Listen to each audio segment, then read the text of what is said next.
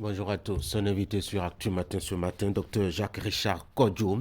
Il est orateur à l'Union progressiste Le Renouveau. Avec lui, nous allons évoquer une fois de plus les moments d'échange entre Patrice Talon et la délégation du Parti Les Démocrates. C'est en début de semaine. Ce sera dans une trentaine de minutes. Entre-temps, on aura appelé Aubin pour les échos de la commune à Debayot-Dina et maire de la localité. Avec lui, nous allons examiner ce qui fait l'actualité dans cette région, chef-lieu du plateau. Pour nos débats, nous allons continuer justement à évoquer ce sujet-là, l'actualité du début de la semaine. Il s'agit, faut-il rappeler encore, de la rencontre entre Talon et la délégation du Parti Les Démocrates. Bienvenue à tous.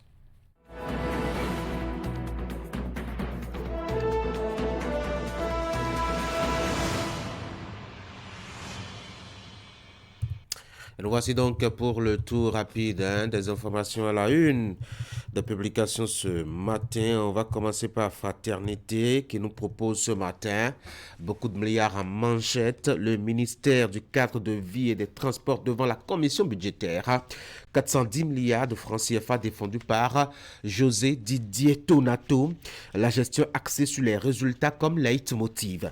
Lutte contre la cybercriminalité, création du CNIN. Le gouvernement sort la grosse artillerie.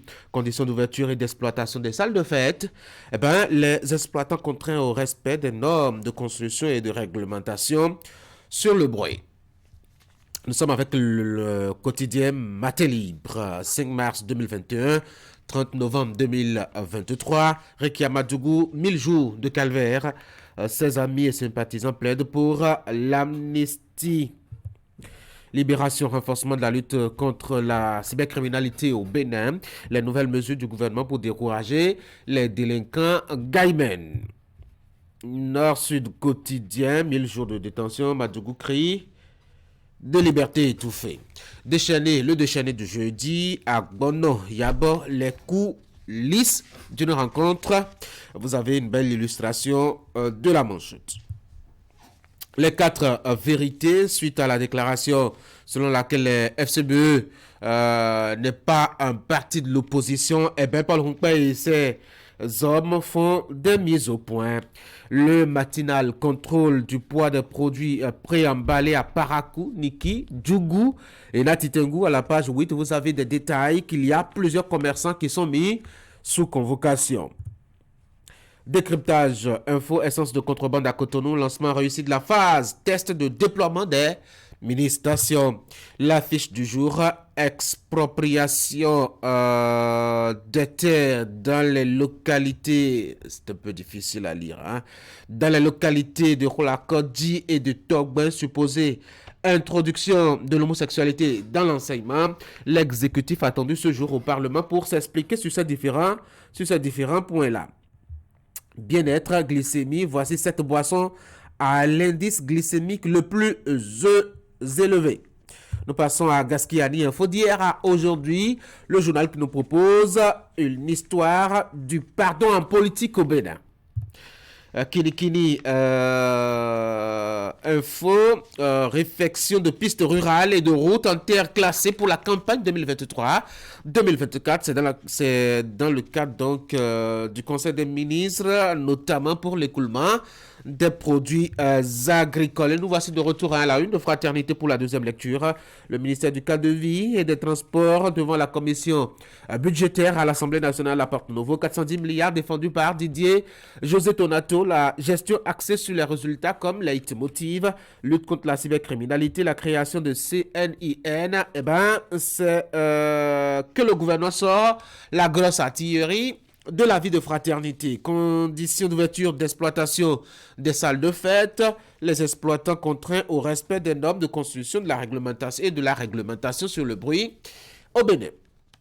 Voici donc le tour fait de l'actualité relayée par les quotidiens à la une ce matin et précisément manchette. Fraternité qui vous rend compte de façon intégrale des décisions du Conseil des ministres d'hier. À la page 2 et 4, vous aurez donc le relevé avec cet accent que plusieurs nominations ont été effectuées, notamment au niveau des ministères des Finances et de la Justice, Plusieurs dizaines, en effet, achetaient le journal et voyaient les détails. Détail aussi au sujet de cette insistance, et cela s'est tenu aussi lors du Conseil des ministres d'hier. Insistance donc sur le respect des conditions d'ouverture et d'exploitation des salles de fête. À Cotonou, il faut bien que les exploitants respectent les normes de construction et de réglementation sur le bruit, notamment en prévoyant un espace parking adapté à la taille de la salle ainsi construite. Détail à lire dans les colonnes de Fraternité dans sa production de ce jeudi matin. Jeudi matin, Actu Matin, la une des journaux, Fraternité, page 5, vous avez l'interactualité avec le Mali et le Burkina Faso qui sont donc dans les colonnes du journal et quelques détails sur l'intérêt de la création du CNIN avec ce titre que Fraternité pense que c'est de la grosse artillerie que sort ainsi le gouvernement pour lutter contre la cybercriminalité. Allez, on va passer maintenant au bulletin d'information. Vous le savez, nous sommes jeudi. Et devinez bien qui est là pour nous présenter le bulletin d'information. Vous le savez déjà. Ingrid, bonjour. Bonjour Tanguy et bonjour à tous. Dans votre bulletin a su tout à l'heure les images de Boni Yayi qui n'a pas eu droit de déterminer le positionnement, en tout cas, de forces Kori pour un Bénin. Mais j'en suis l'échiquier politique national, c'est ce que confie notamment les militants de ce parti politique. Il s'agit là d'une des déclarations faites par les responsables de ce creuset politique. C'était au cours d'une conférence de presse tenue hier à Cotonou. Détail à suivre. Détail à suivre aussi au sujet de l'Organisation internationale pour les migrations au Bénin et l'Agence nationale de la protection civile qui ont organisé cette semaine un atelier de restitution des résultats du rapport Kadri. Les travaux se déroulent à Cotonou et ont porté sur entre autres, la présentation du rapport Kadri et les échanges sur le plan d'action de réduction des risques et catastrophes. Voici le bulletin d'information.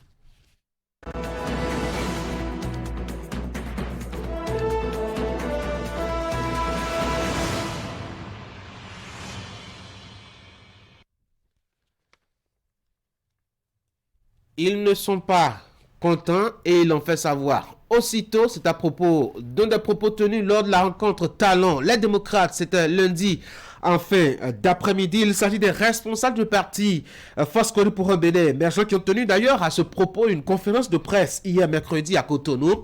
C'est pour désapprouver des propos tenus donc par l'ancien président Boni Yayi au cours de cette rencontre que j'ai évoquée sur le point. Malheureusement, malgré le respect observé vis-à-vis de lui, M. Boni Yayi n'a jamais cessé de calomnier, de vilipender et de traîner dans la boue notre parti et ses responsables depuis 2020. Plus particulièrement pendant la campagne pour les législatives de janvier 2023 et dernièrement au palais de la présidence où, devant le président Patrice Talon, il affirme que notre parti n'est pas de l'opposition. Or, quelques jours plus tôt, précisément le 10 novembre 2023, le même personnage a saisi notre parti et lui a demandé une audience à l'effet du regroupement des partis de l'opposition. Il est clairement mentionné dans leur demande d'audience ce qui suit. Je cite, « Le Parti Les Démocrates souhaite renforcer les liens avec les forces de l'opposition. » Fin de citation. Comment comprendre que quelqu'un qui vous envoie une telle demande le 10 novembre et à laquelle vous avez répondu favorablement se retrouve le 23 novembre 2023, soit 2 semaines après, devant le président Patrice Talon et dit que vous n'êtes pas de l'opposition. Mesdames et messieurs les journalistes, ces affirmations contradictoires montrent que le président du Parti Les Démocrates perd les pédales et est mu par un esprit de dénigrement, de vengeance, de refus de la contradiction et de la volonté de compromettre à tout prix la paix dans notre pays. Aussi avons-nous du mal à comprendre cette haine envers des gens qui l'ont soutenu sans réserve pendant 10 ans.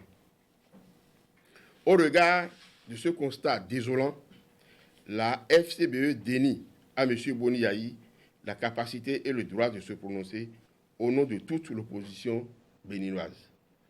Par ailleurs, nous mettons en garde le président du Parti Les Démocrates et sa clique de s'attaquer encore aux attributs de notre parti, la FCBE, sous peine de poursuite judiciaire.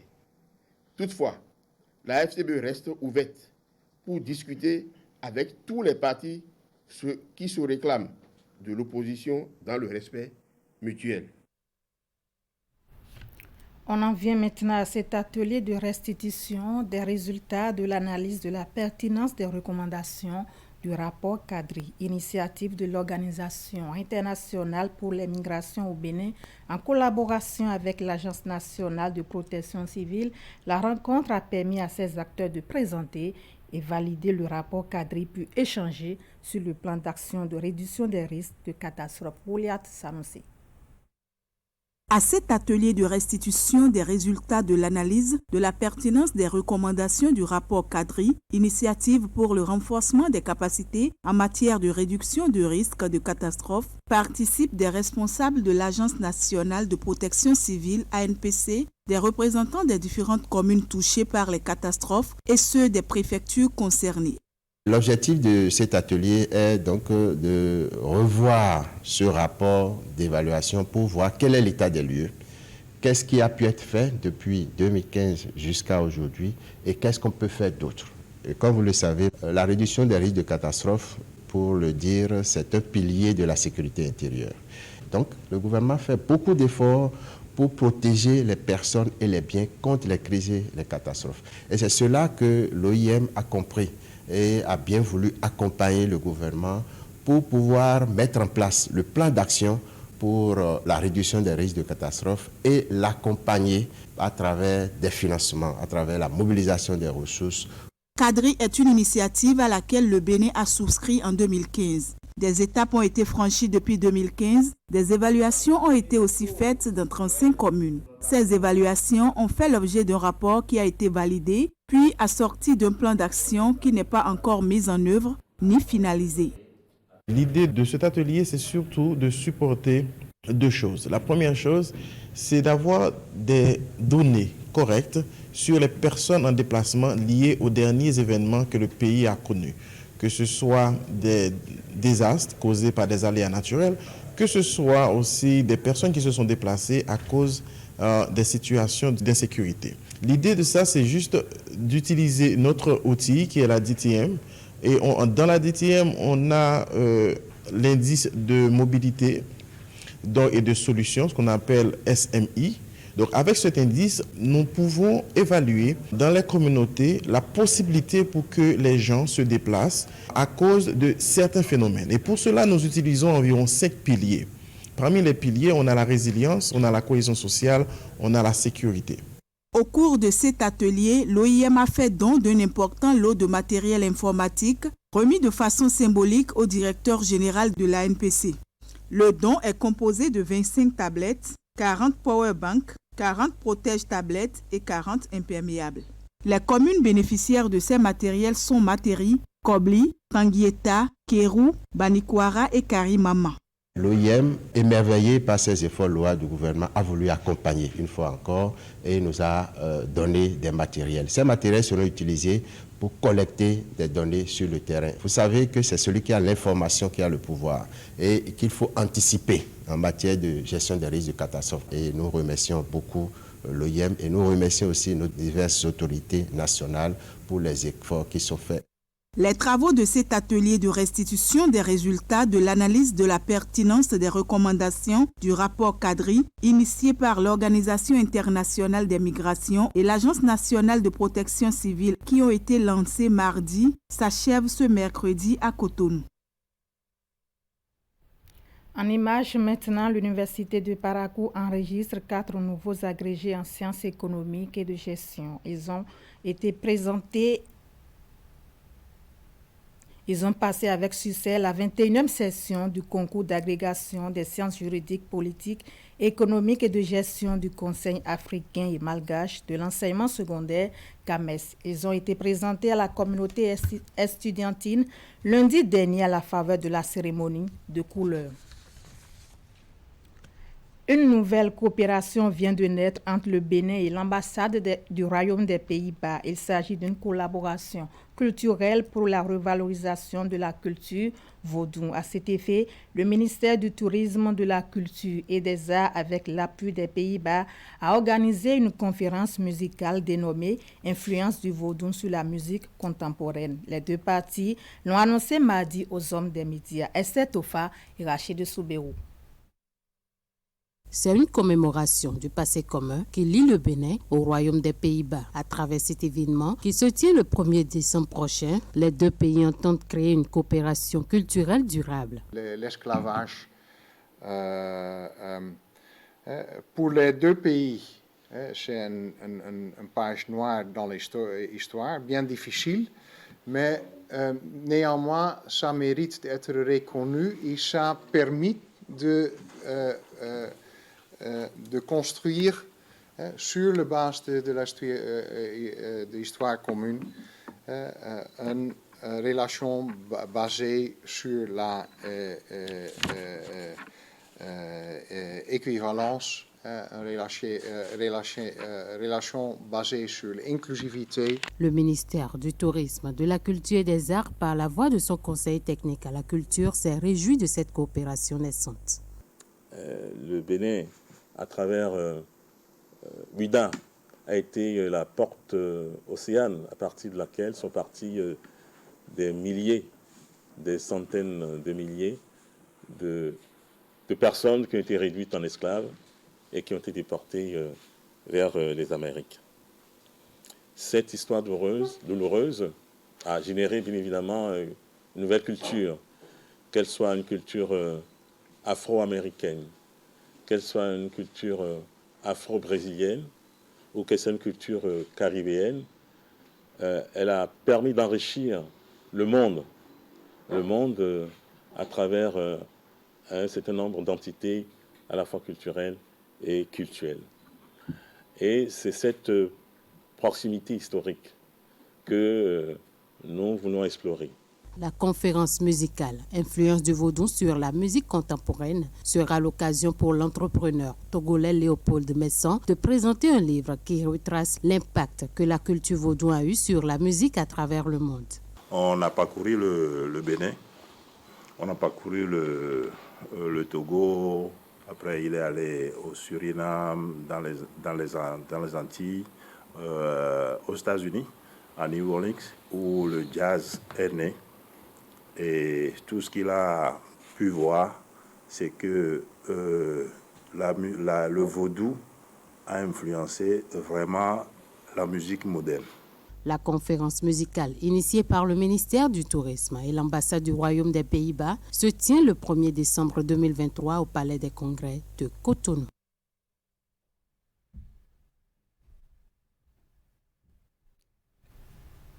Voilà, ce sera tout pour ce bulletin d'information, Tanguy. Merci beaucoup à vous, Ingrid D, pour la présentation. Vous passez une très bonne journée. Demain, par ici, vous verrez à ma place Wahab Alikpara, avec qui vous ferez justement le dernier numéro de la semaine. Bonne journée donc. Mesdames et messieurs, on va passer maintenant aux informations sportives.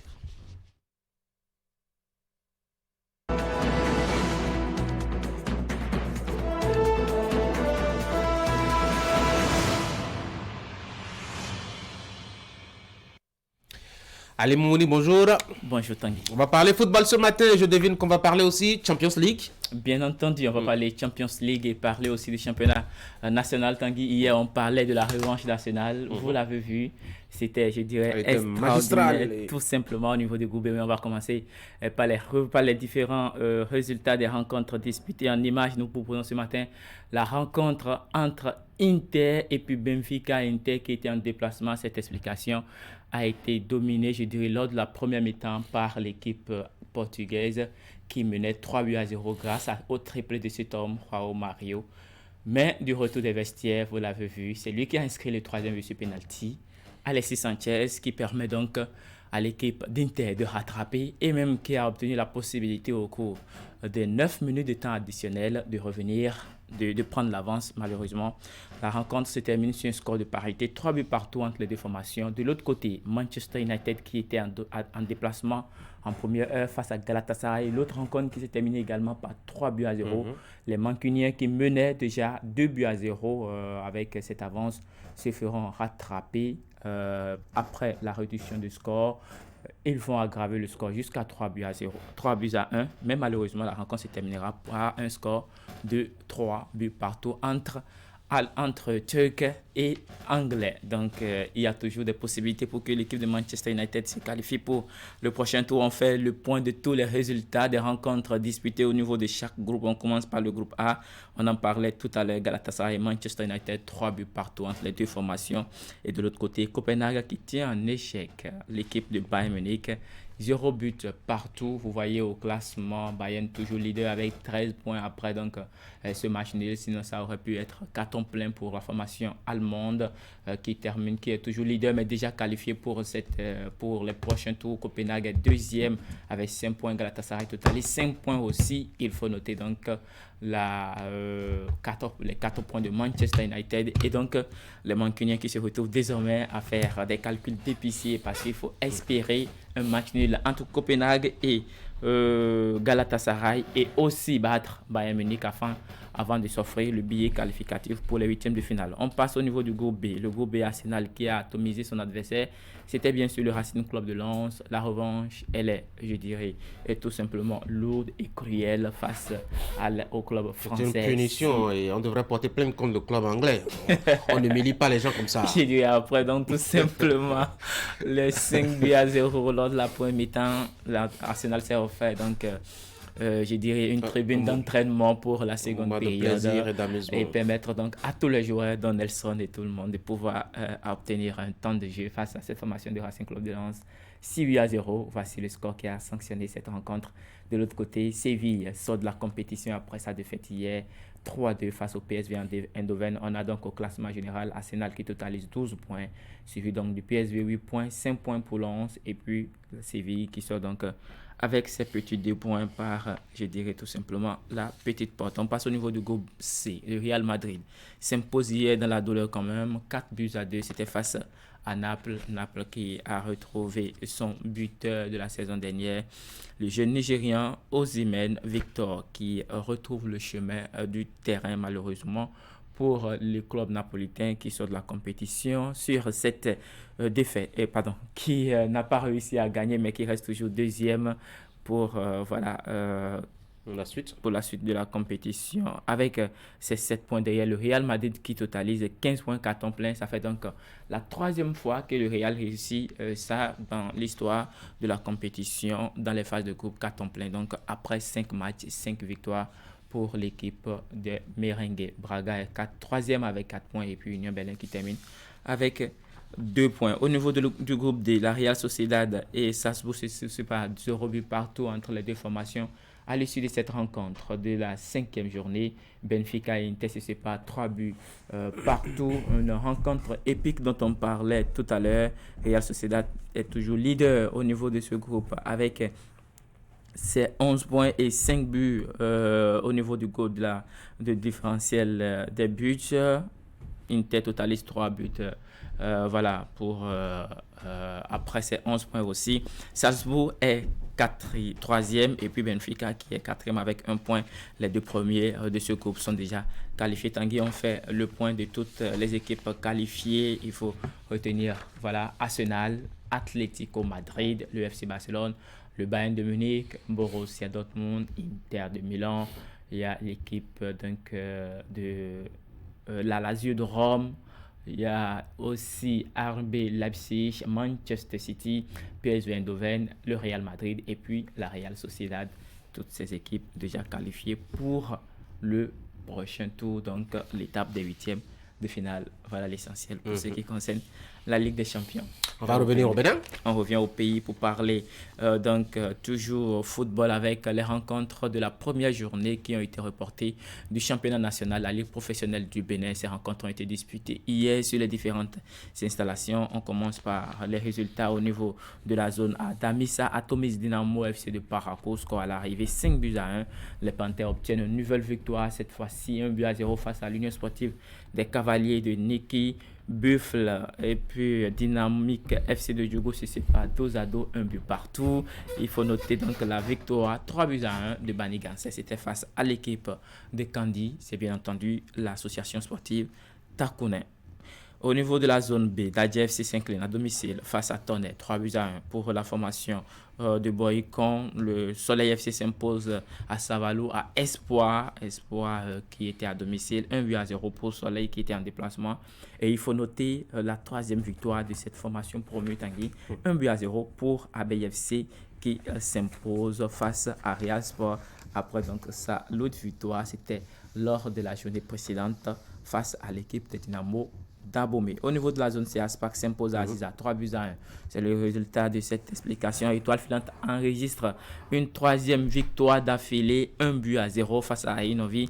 Coton s'impose à domicile, c'est bien sûr dans l'antre de Huida, 1-0 face aux Requins de l'Atlantique. Et puis score identique entre l'association sportive de Cotonou et l'équipe des forces armées béninoises, Adjidja FC. On termine avec ce tour d'horizon, avec les rencontres de la zone D avant Omnisport et la jeunesse athlétique de Keto qui se séparent 2-2 sur le score nul et vierge de 0 but partout. Score identique entre Ayema et Sobemap Sport, Dragon et la jeunesse sportive de Huida se sépare aussi sur un score de parité, 1 but partout. Et il faut noter le seul succès dans cette zone pour le compte des rencontres en retard de la première journée. C'est bien sûr la victoire de l'association sportive de la vallée de l'Ouémé, 1-0. C'était face à Jefa FC. C'est donc l'actualité, le tour d'actualité sportif sur Actu Matin, ça s'appelle Sport Matin. Ali Moumouni, merci beaucoup. C'est un plaisir. Je vous souhaite de passer une très bonne journée. Mesdames et messieurs, on va faire un tour rapide à la régie pour la transition. Le temps de prendre notre invité au téléphone ce matin pour les échos d'une commune. Il s'agit du maire de la commune de Poubem. Il a déjà décroché notre appel.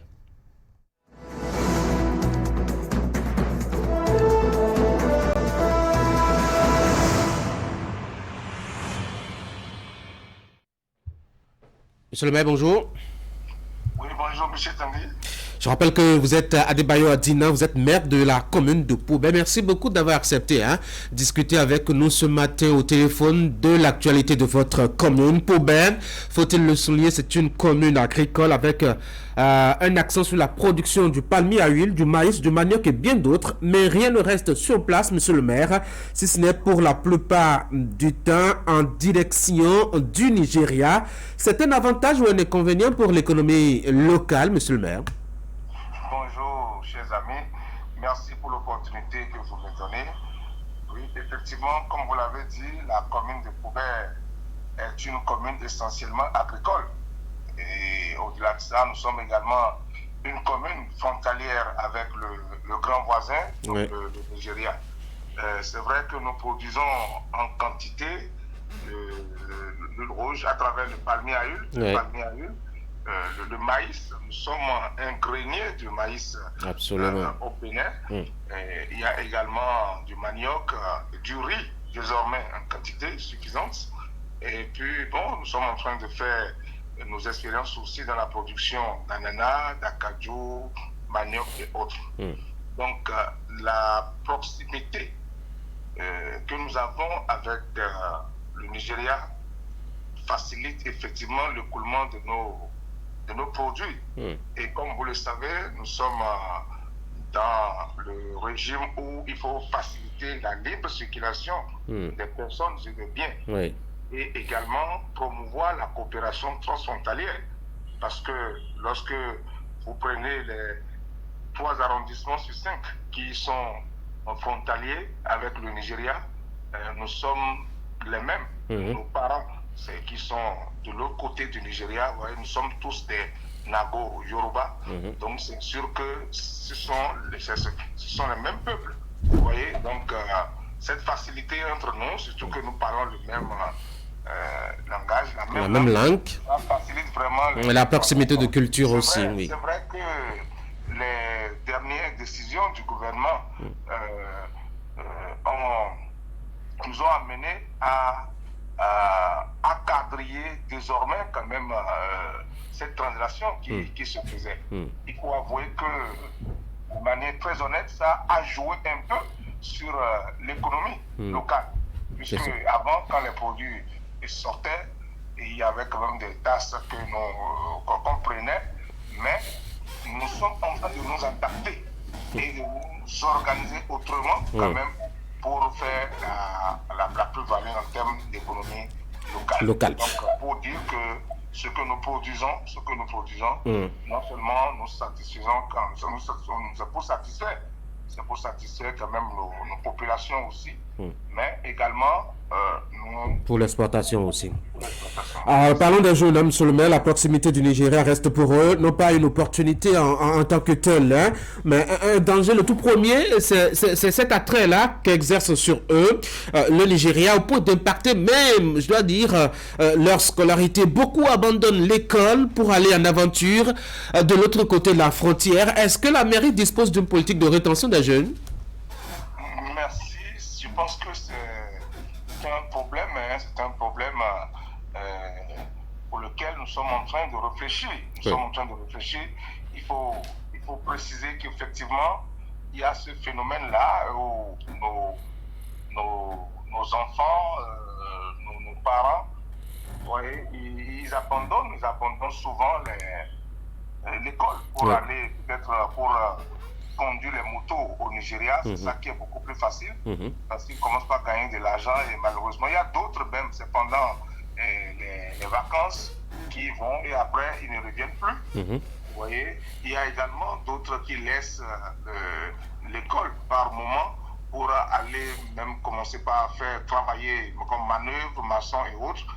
Mais j'avoue qu'il y a quand même une politique du gouvernement national, à l'échelle nationale, que nous sommes en train d'expérimenter aussi ici.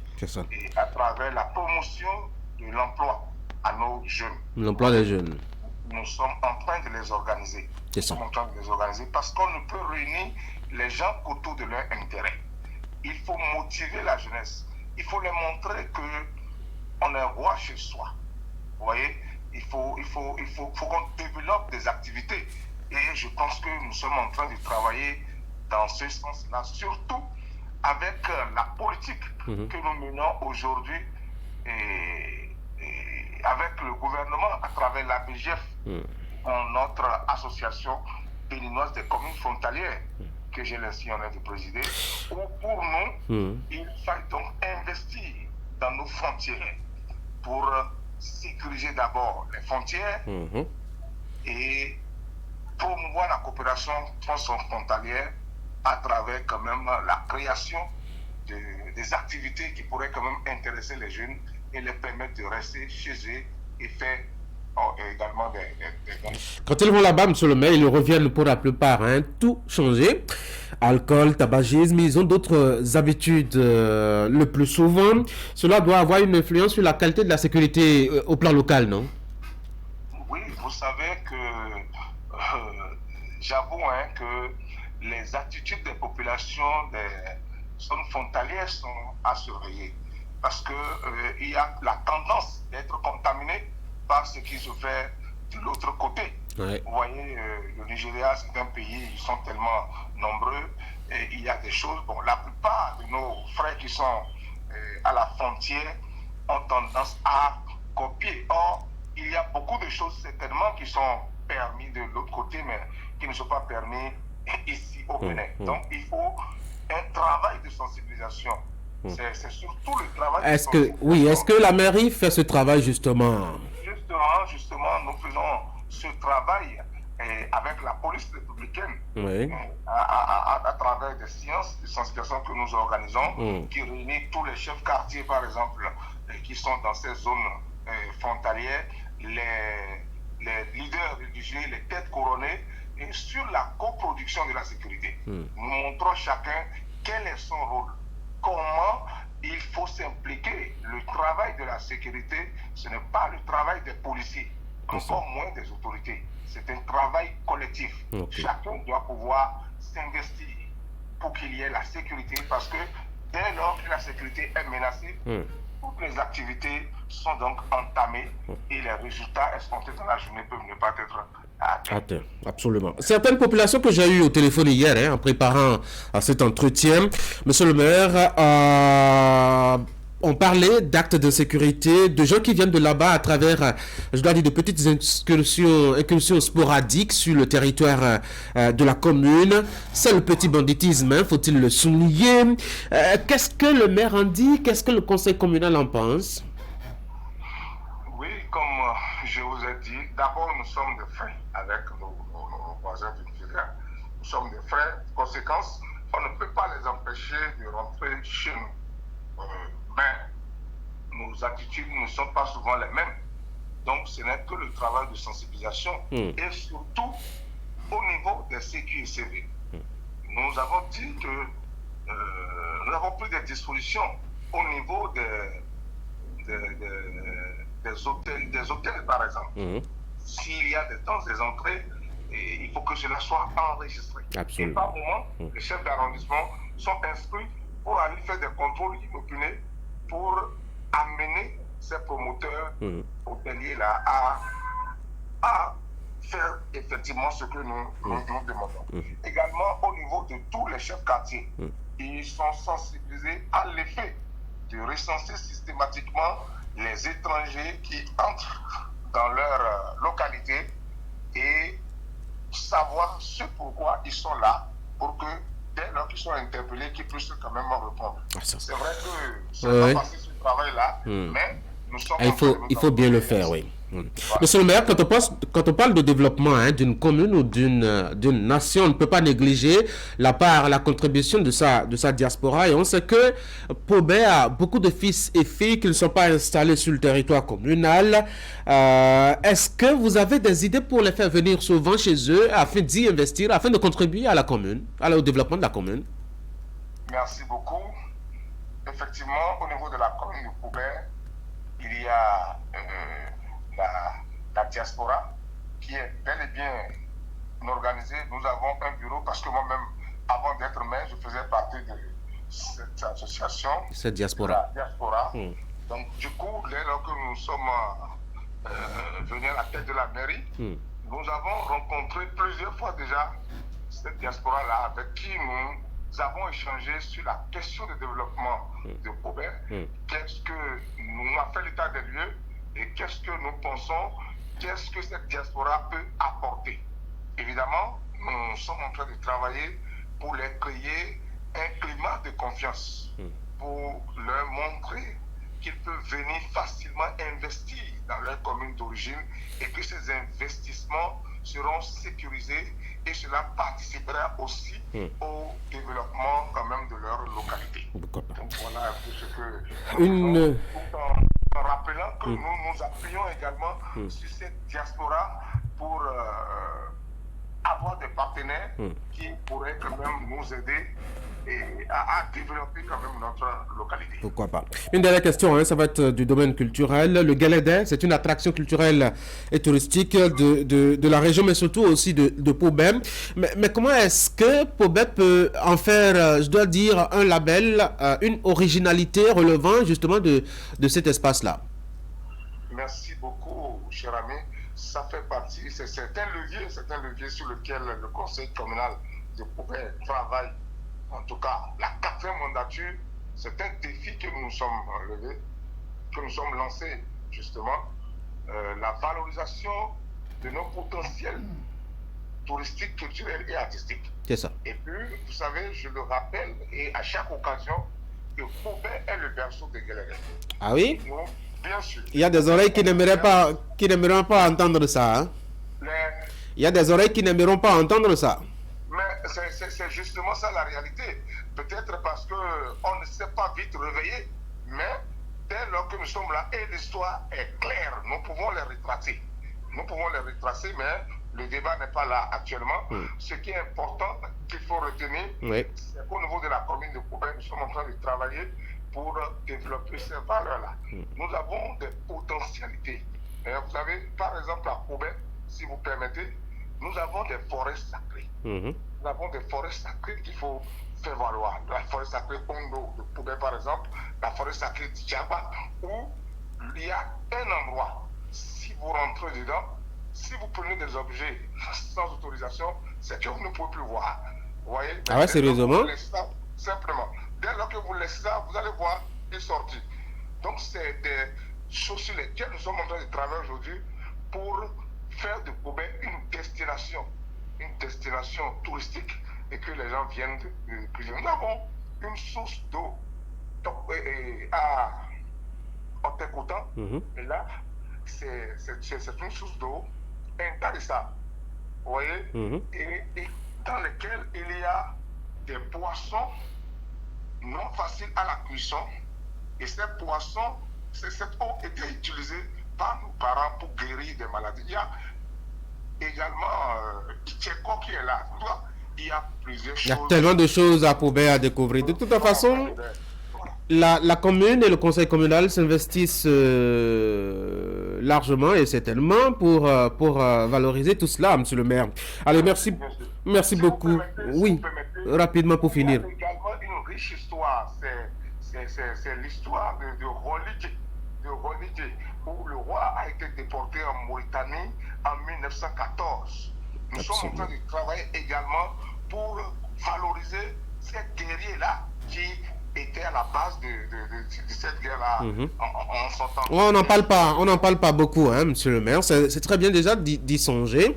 En tout cas, beaucoup de courage à vous là-bas à Poubé. Je rappelle que vous êtes Adebayo Dina, vous êtes maire de la commune de Poubé. Monsieur le maire, merci d'avoir été en ligne. C'est à moi de vous remercier. Bonne journée là-bas, bien de choses aux populations de Poubé. Merci beaucoup à vous aussi. Bon courage. Merci beaucoup. De retour à Cotonou. On va enchaîner avec un autre invité, celui-là sur place. C'est notre invité politique ce matin.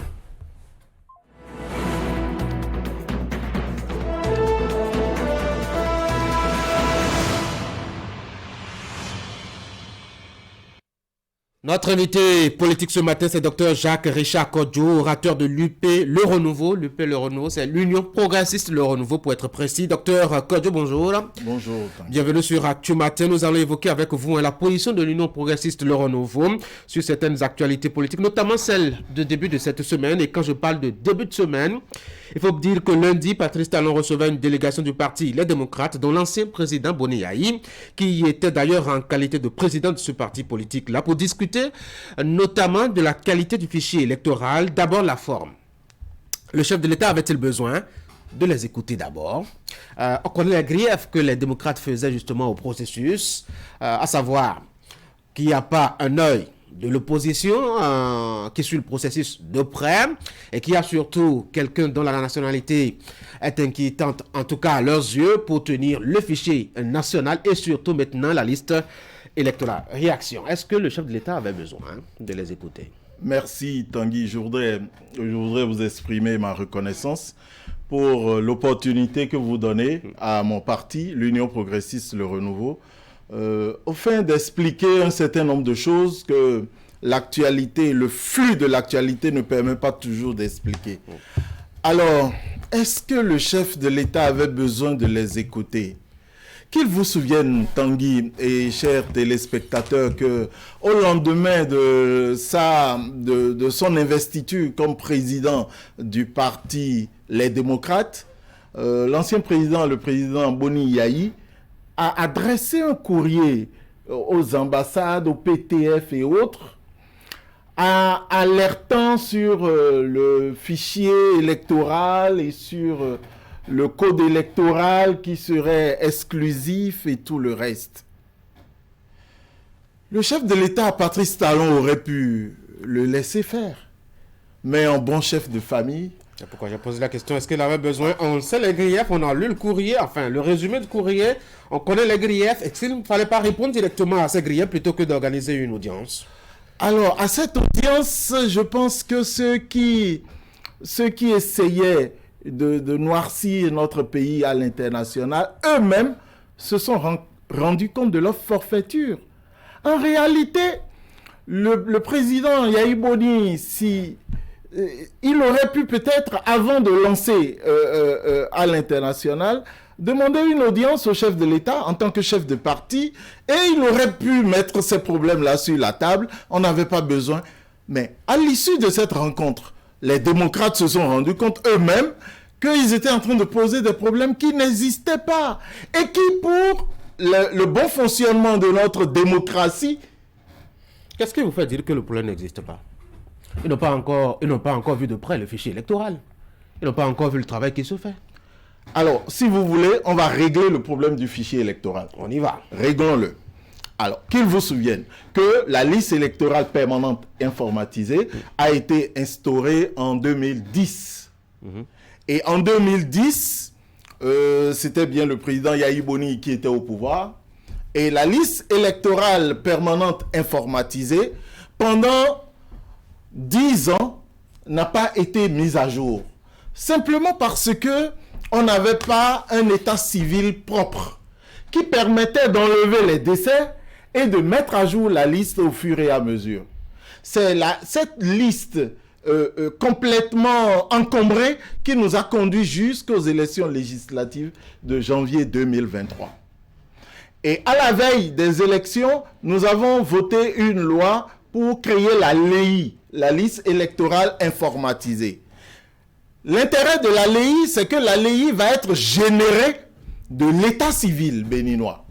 Nous avons aujourd'hui un registre des personnes physiques et nous avons aujourd'hui un état civil qui est en train d'être numérisé progressivement avec l'ANIP. Alors, il s'agira simplement en 2026 de générer de l'état civil béninois tous ceux qui sont en âge de voter en ce moment-là. Je rappelle simplement que le RAVIP enrôle jusqu'à 4 ans d'âge. Ce qui veut dire que nous avons une marge de manœuvre. Cette liste sera générée en son temps. Et en 2023, les problèmes que nous avons eus, c'était que cette liste, la vieille LEPI et la liste générée du RAVIP avaient été mises ensemble. Ce qui faisait que les lourdeurs de la LEPI nous ont rattrapés. Mais tout ce mécanisme, on le sait, et ce n'est pas le souci des démocrates. Quand ils y vont, ils disent, maintenant qu'on est en train de faire une liste, qu'on est en train de faire les choses de façon professionnelle, est-ce qu'on n'a pas besoin que quelqu'un qui est de l'opposition vienne voir de près si effectivement ce que nous amenons vers les élections générales de 2026 est équitable, est transparent et nous permet d'organiser des élections qui soient crédibles? C'est la question. Ben, je pense que c'est une question qui n'a pas sa raison d'être. Pourquoi? Ça n'a pas sa raison d'être simplement parce que c'était un processus qui était en cours avant la naissance du parti Les Démocrates. Alors, Tanguy, nous avons un gros souci si jamais, lorsque nous avons commencé un processus et qu'il y a création d'un nouveau parti, on puisse dire, attendez, il faut que le parti revienne. Non, on a parlé de parti de l'opposition. Peu importe le parti, c'est pas forcément les démocrates. Ça peut être le FCB ou ça peut être n'importe quel autre parti. Mais quel est le parti de l'opposition qui peut témoigner de la qualité et de l'équité de ce qui se fait avec cette liste? Je pense que nous avons un gros malaise. C'est lequel? Et le malaise que nous avons, c'est de pouvoir projeter sur les autres les turpitudes que nous-mêmes nous étions capables de faire. Ça, c'est votre opinion. Alors, je vais vous expliquer qu'en réalité, ce travail technique qui est en train de se faire n'a pas besoin d'un appui politique à l'État pour nous en sommes. Rappelez-vous que pendant 10 ans, nous avons eu ce qu'on a appelé le COS-LEPI. Le COS-LEPI qui était une machine inutile et qui était budgétivore. Aujourd'hui, nous avons un système qui est très clair et net. On n'a pas besoin de mettre quelqu'un de l'opposition à l'intérieur d'un système technique. Mais les partis seront invités en son temps. Comme ils l'ont fait en janvier 2023, les partis et les partis de l'opposition sont allés auditer cette liste. Et ils ont dit, oui, on pouvait aller aux élections avec la liste, malgré les erreurs qu'il y avait. Est-ce qu'ils sont plus vraiment accédés? On leur a dit, les portes sont ouvertes, vous pouvez venir. On ne sait pas si par la suite, ils y sont allés. Si, ils sont allés. On a entendu Eric Rondeté réclamer à corps et à cri, justement, cet audit-là qui... Avant janvier 2023, ça a été fait. Les partis politiques, les organisations de la société civile et les partenaires techniques sont allés auditer cette liste et ils ont dit d'accord. Mais aujourd'hui, nous sommes dans une autre configuration. Lorsque le temps sera venu, les partis politiques, les politiques iront voir de quoi ça retourne. Et c'est d'ailleurs la réplique que le chef de l'État a donnée. Vous l'avez bien suivi. Il a dit quoi? Le chef de l'État a dit, allez-y, faites votre audit. Mais alors, on ne devrait pas en faire toute une histoire alors depuis? Mais si vous aviez demandé simplement à faire un audit, on vous l'aurait accordé.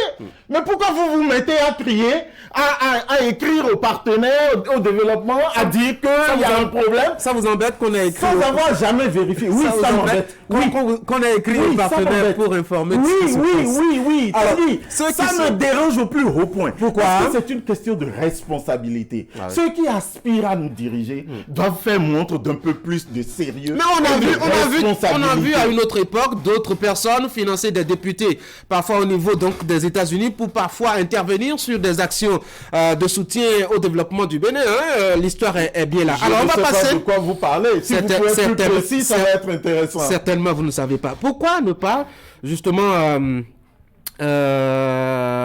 répondre, je dois dire, à ceux qui intervenaient le lundi, sur les axes de conception de cette LEPI. On a parlé du fichier tout à l'heure. On avait évoqué aussi la question de la nationalité de la personne qui conduisait l'opération. Oui, ben moi je trouve que c'est un débat très, très malsain et qui manque de hauteur, de hauteur d'esprit. Je pense simplement que dans le contexte actuel de ce monde, où il est impérieux de faire appel aux capacités qu'il faut pour régler les problèmes qu'il faut, je pense qu'être en train de parler de problèmes de nationalité aujourd'hui, ou on est en train de faire de la politique politicienne, ou simplement on n'a pas le niveau pour comprendre le monde qui avance aujourd'hui. Le fichier électoral et le fichier national. Ça n'a rien à voir avec celui qui manipule, celui qui dirige et l'ANIP. Ça n'a rien à voir. Le fichier électoral n'a rien à voir avec lui. Le fichier électoral, c'est ça qu'il faut qu'on explique aux gens. Lui n'a rien à voir avec ça. Les Béninois vont se faire recenser. On prend les empreintes digitales des Béninois. On les met dans une liste. C'est l'état civil béninois. On a un registre des personnes physiques. On a un registre d'état civil. On dit que à l'heure de l'élection ou à la veille de l'élection, on prend ce registre et on écrit un algorithme qui génère simplement la liste des électeurs. Où est l'affaire de nationalité dans ça? Alors, si celui qui sait faire la chose, si celui qui l'a implémenté quelque part, qui sait le faire, on lui fait appel pour nous aider à le faire, sa nationalité n'a rien à voir avec les Béninois qui sont dans la base. Pourquoi on ne fait pas former les cadres béninois auprès de lui pour tenir le fichier? Oui, faire l'opération. Mais c'est ce qui est en train d'être fait justement. Parce que à la fin de son mandat, les Béninois prendront allègrement la relève parce qu'ils auront eu l'expérience.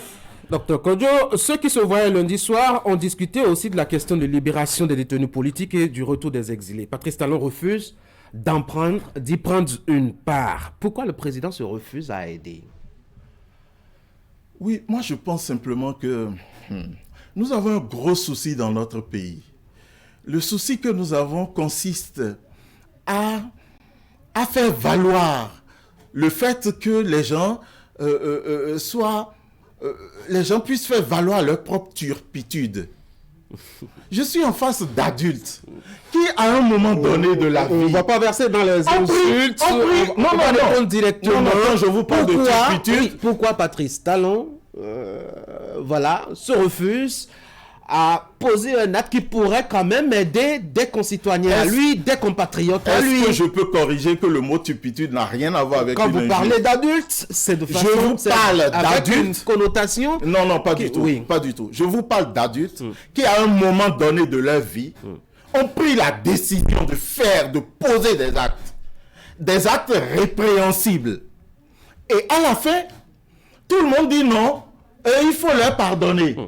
Moi, je ne comprends pas cet état d'esprit dans lequel nous sommes. Quand est-ce que nous allons bouger? Si on se pardonne, quand on regarde un peu l'histoire politique du Bénin, l'amnistie ou les grâces, ça intervient. Récemment, on en a eu, l'amnistie. Je vous rappelle que le président Patrice Talon a déjà gracié plein de gens. liés aux manifestations d'élection.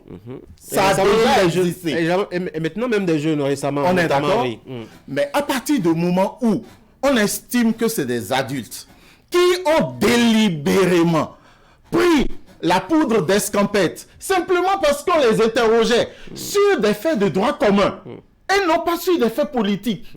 Moi, je ne sais pas à quoi ça rime de dire, bon, maintenant, venez, mais c'est très dangereux ce que vous faites. Parce que nous ne sommes pas en train de donner une bonne éducation à nos enfants. Il faut que nous apprenions à nos enfants à être responsables de leurs actes. Évidemment, ceux qui demandent ça, je les comprends.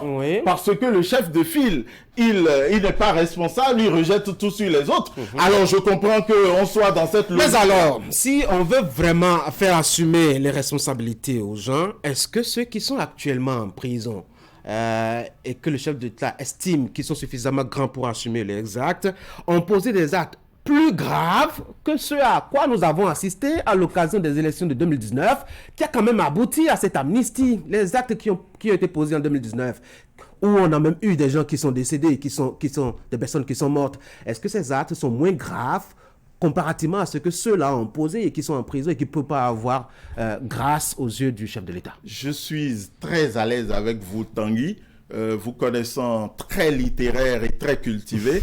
Et on dit souvent que comparaison n'est pas raison. Et je vais vous dire que justement parce que il y a eu des choses qui se sont passées en 2019 et qu'on a pardonné, il y a des choses moins graves. Des gens ont eu le culot de recommencer en 2021. Si vous continuez à pardonner, ces gens viendront vous chercher votre tête un jour. C'est pourquoi le chef de l'État parle de pardon qui peut être une faute. Quand vous pardonnez dans les circonstances qui ne conviennent pas, le pardon devient une faute. Le pardon devient une erreur. Le pardon devient dangereux pour la génération montante. Il faut être responsable. Il faut assumer. Il faut voir en avant. Mais ne pas être toujours là à pleurnicher sur le lait renversé. À une autre époque, lui-même, il a pu bénéficier d'un pardon. Oui, mais je vous ai dit tout à l'heure qu'à un moment donné, il a pardonné. Il a gracié. Mais vous voulez qu'on soit dans un éternel recommencement? Pourquoi ne tirons-nous pas? Est-ce que cette position du chef de l'État va déterminer le destin de la proposition de loi sur l'amnistie déposée par les députés démocrates à l'Assemblée nationale? Le président Patrice Talon a dit qu'il n'y avait rien à voir. Ce qui relève de ses prérogatives, il a donné sa position. Les députés sont libres. Ah oui? Si les députés sont entièrement libres, Tanguy, si les démocrates arrivent à convaincre leur père de voter la loi d'amnistie, alors ça va être dangereux que l'Assemblée nationale vote la loi d'amnistie et que le chef de l'État refuse de promulguer. En quoi est-ce que ce sera dangereux? Oui, parce que là, il va se mettre en porte-à-faux avec la représentation nationale. Et donc, je ne le vois pas, le président Patrice Talon en train de refuser de promulguer une loi lorsque cette loi aura fait l'unanimité à l'Assemblée nationale. Il ne peut pas s'opposer à promulguer une loi qui est votée par l'Assemblée nationale. Ce n'est pas possible. Ils peuvent demander une relecture, etc., quitte à ce que les députés reprennent leur copie et la relisent. Mais il ne peut pas s'opposer à cela. Je vous dis simplement que le travail repose dans les mains des députés. Que ceux qui ont proposé la loi puissent convaincre leur père d'avoir la majorité et je pense que la loi d'amnistie sera applicable. On a entendu quelques députés UPR se prononcer, Nicaise Fagnon par exemple, et avant lui bien d'autres, notamment le député Aladati aussi qui s'est prononcé, si mes souvenirs sont bons là-dessus. Quelle est la position de l'UPR sur cette affaire d'amnistie, de loi d'amnistie? Est-ce que vous en aviez discuté au sein du parti? Ça n'a pas fait l'objet de débat au sein du parti, mais moi je pense personnellement que ce n'est pas un débat qui gênerait les députés de l'Union progressiste, le renouveau. Si jamais on leur apporte la preuve de ce qu'il faut voter cette loi et on arrive à les convaincre individuellement et collectivement, ils voteront cette loi. Mais il faudra les convaincre, il faudra leur apporter les preuves de ce que cette amnistie permettra à notre pays d'avancer. Il ne s'agit pas, parce qu'aujourd'hui nous sommes focalisés PAG2.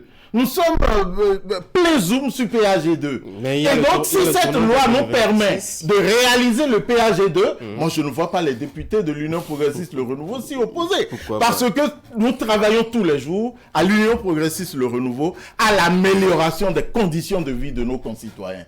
Donc, si cette loi participe de l'amélioration des conditions de vie de nos citoyens... Quelle sera la position de l'EPR?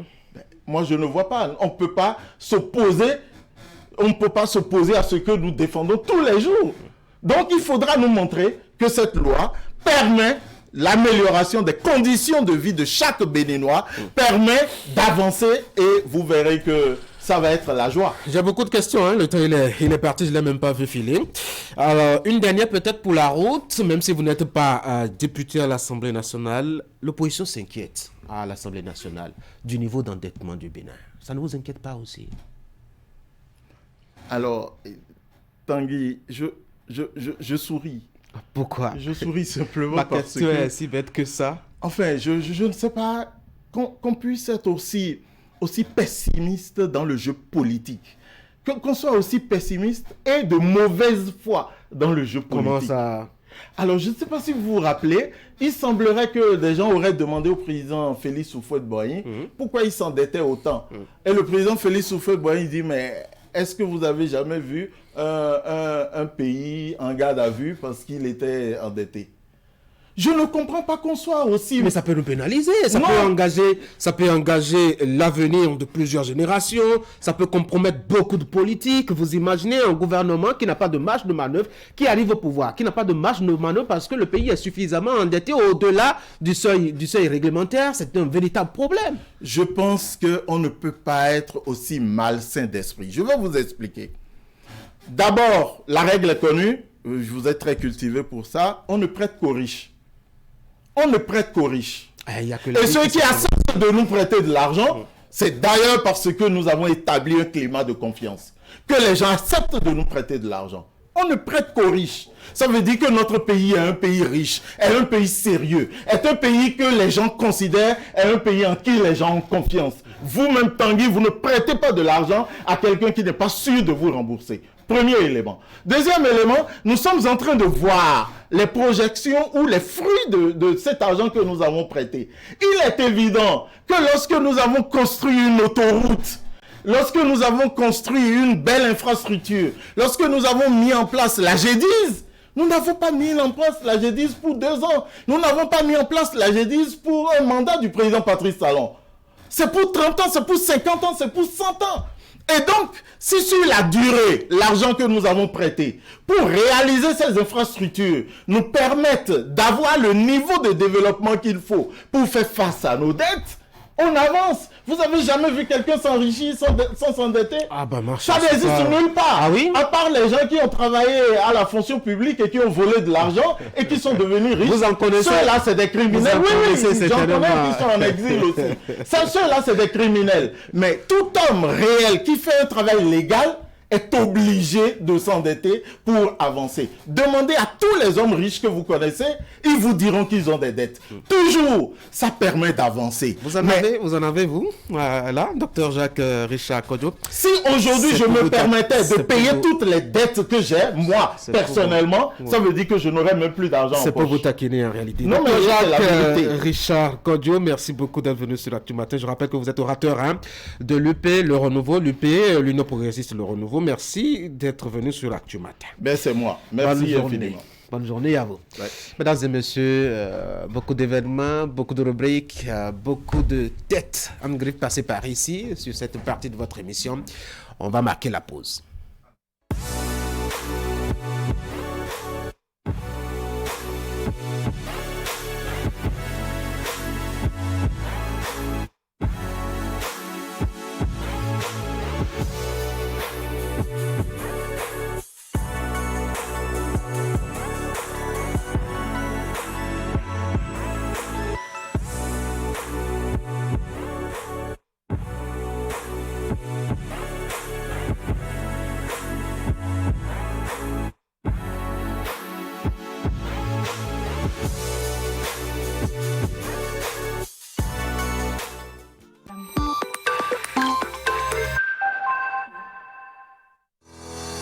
nous avez fait confiance. Nous aussi. Vous nous avez adoptés. Nous aussi. Merci d'avoir choisi Air Froid. Ainsi, nous avons amélioré pour vous la qualité de nos climatiseurs. Nous avons développé une marque 100% écologique, conçue spécialement pour notre climat tropical, avec une basse consommation d'énergie électrique. Vous êtes en zone de baisse de tension? Adoptez le climatiseur Air Froid Inverteur, spécialement conçu et amélioré pour supporter de fortes baisses de tension.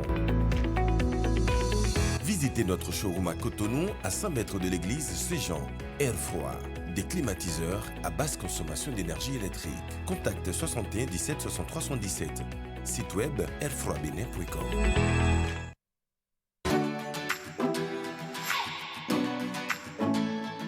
Fini avec les soucis de vol et intrusion intempestifs. Benin Tracking Security vous offre son système anti-intrusion, extrêmement efficace contre toute intrusion malveillante, muni de détecteurs d'ouverture et de mouvement. Avec notre anti-intrusion, vous êtes relié à notre salle de contrôle unique au Bénin, qui reçoit automatiquement l'alerte et diligente la riposte grâce à notre unité d'intervention rapide et aux forces de sécurité publique. Adoptez notre système de tracking et de géolocalisation qui vous permet de localiser votre véhicule en temps réel au Bénin, comme dans toute la sous-région ouest africaine. Bénin Tracking Security, c'est aussi la vidéosurveillance avec des caméras d'une qualité irréprochable, le contrôle d'accès d'ouverture et de présence très efficace, mais également un système anti-incendie avec des détecteurs de fumée ultra performants. Bénin Tracking Security, nous réinventons la sécurité. Bénin Tracking Security, le pionnier de la sécurité moderne au Bénin.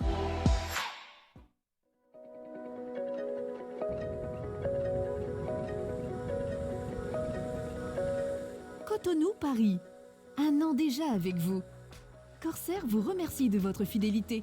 À très bientôt sur nos lignes. Corsair, voyagez en bonne compagnie.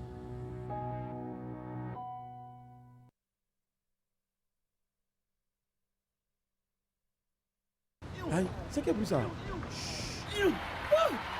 Joe, mais quoi? Oh. Ici là, ça a donné le coup de chou ou bien? Mon frère, hein? Je suis tombé fan de boxe. Allez, viens. Attends, moi je t'appelle. Attends. Attends. Joe, on est tombé fan de La boxe et d'autres passions pour tomber fan du sport à découvrir sur Betclic. Vis le sport plus fort avec Betclic.